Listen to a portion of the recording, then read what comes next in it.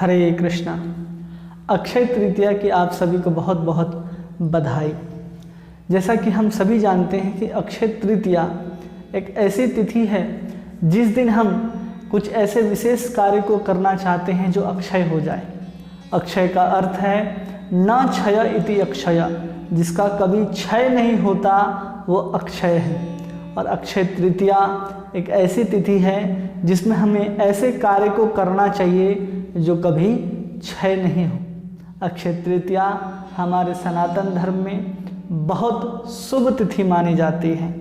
वेदों में ऐसी 4 तिथि है जिस दिन कोई भी कार्य करने से पहले हमें कोई भी पंचांग या मुहूर्त देखने की आवश्यकता नहीं होती, जिसमें से पहला है चैत्र शुक्ल प्रतिपदा, दूसरा वैशाख अक्षय तृतीया, तीसरा है विजयादशमी और चौथा है कार्तिक शुक्ल प्रतिपदा।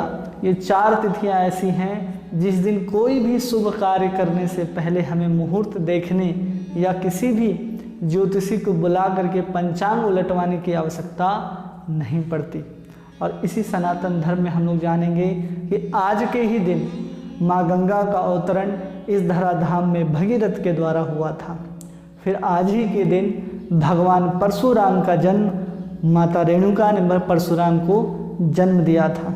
आज के ही दिन द्रौपदी का चीरहरण हुआ था और आज के ही दिन द्रौपदी के चीर को बढ़ाने के लिए, उनके चीर को अक्षयता प्रदान करने के लिए भगवान श्री कृष्ण ने वस्त्रावतार लिया था। आज के ही दिन भगवान सूर्य ने युधिष्ठिर को अक्षय पात्र दिया था और आज के ही दिन सतयुग से बदल करके त्रेता युग आता है।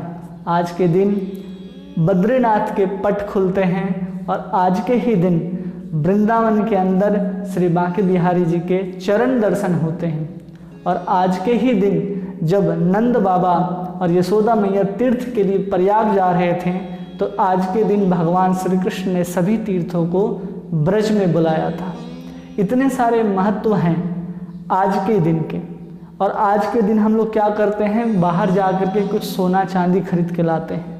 स्पष्ट रूप से आप समझ लीजिए कि सोना चांदी जो भी आप खरीदते हैं उसका मूल्य कभी बढ़ता है और कभी घटता है, तो वो कभी भी अक्षय तृतीया के मूल्य के बराबर नहीं हो सकता, क्योंकि वो घट रहा है।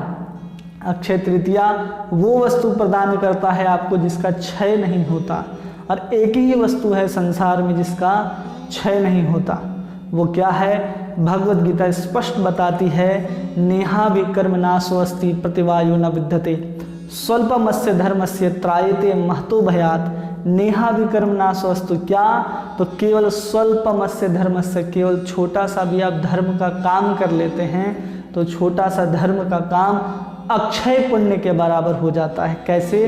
क्योंकि आज के ही दिन सुदामा एक तंदुल चावल लेकर के अपने काख में दबा करके जब भगवान कृष्ण के पास जाता है तो एक तंदुल दाना खा करके एक लोक की संपत्ति दे देते हैं और दूसरे तंदुल का दाना खा करके दूसरे लोक की संपत्ति। और एक ही कारण है इसका कि केवल सुदामा वहाँ पर क्या लेकर के गया? भक्ति भाव से चावल के दाने लेकर के जाता है और उसको खा करके भगवान उनको अक्षय धन, अक्षय भक्ति प्रदान करते हैं। वो छोटा सा धर्म भी आपको महान भय से रक्षा कर सकता है। इसलिए हमें भी कभी भी भौतिक वस्तुओं का संग्रह करके ये नहीं मानना चाहिए कि हमने जिसका संग्रह किया वो अक्षय हो जाएगा। इसलिए इस भ्रांति से, इस भ्रम से बचिए और केवल धर्म के काम में अपने धन को व्यय कीजिए। किसी भी गौशाला में आप दान दे सकते हैं, किसी भी धार्मिक स्थल में आप दान दे सकते हैं, कोई भी ज़रूरतमंद की आप सेवा कर सकते हैं, वो अक्षय होगा।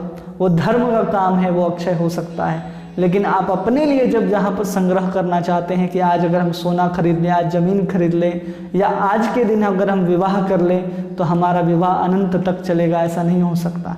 अनंत तक तो केवल भगवान चल सकते हैं। इसलिए हमें भगवान के द्वारा दिए हुए धर्म का पालन करके अपने आप को अक्षय बनाना होगा। इसलिए फिर से वो बात सुन लीजिए कि स्वल्पमस्य धर्मस्य त्रायते महतो भयात। केवल छोटा सा भी आपके द्वारा किया गया धर्म आपको महान भय से रक्षा कर सकता है। ये सोना चांदी जमीन जायदाद ये कुछ नहीं कर सकता। इसलिए जितने भी आज के आप उन सब में देख लीजिए, भगवान ने जिस शुभ काम को किया है केवल और केवल धर्म के काम है। गंगा का अवतरण धर्म का काम है। वस्त्र हरण कर रहा था वह धर्म था, लेकिन उसकी रक्षा करने के लिए धर्म अवतार भगवान श्री कृष्ण ने क्या किया, अपने स्वरूप को वस्त्र के रूप में अवतरित किया। आज के दिन ही युग परिवर्तन हो रहा है, आज के दिन ही बद्रीनाथ के पट खुल रहे हैं। ये आपके धन की वजह से नहीं, आपके धर्म की वजह से खुल रहे हैं। इसलिए धर्म को बढ़ाइए और अपने जीवन को अक्षय बनाइए। अक्षय तृतीया की आप सभी को बहुत बहुत धन्यवाद। हरे कृष्णा।